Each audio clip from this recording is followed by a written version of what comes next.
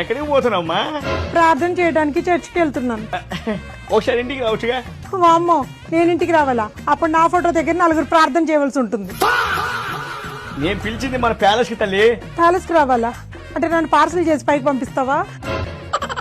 ఇంటికి వచ్చి కనీసం బ్రేక్ఫాస్ట్ అనే చేసిపోమ్మా. వామ్మో, నీ ఇంటికి వచ్చి బ్రేక్ఫాస్ట్ చేయడం అంటే నా లైఫ్ కి ఇంకా శాశ్వతంగా బ్రేక్ ఇవ్వడమే. కనీసం పూరి అనేది తినిపోమ్మా. ఎందుకు నాయన పూరి? మీ నాన్న సమాధి పక్కన నాకు కూడా ఓ గోరి కడతావా? కనీసం చిక్కటి పాలన్న తాగిపోమ్మా.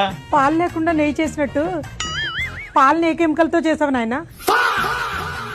అమ్మా, నువ్వు ఇంటికి వస్తానంటే ముద్దపప్పు, ఆవకాయ, నెయ్యి 3 కలిపి నా చేతితోనే తినిపిస్తారమ్మా. ఇదంతా ఎందుకు నాయన? ఈ చేత్తో చంపేస్తానని చెప్పొచ్చు కదా. అలా అంటావేందమ్మా? మన నెయ్యి టేస్ట్ నీకు తెలీదా? ఆ విషయం అమ్మకేంటి, ఈ ఆంధ్రప్రదేశ్ మొత్తం తెలుసు.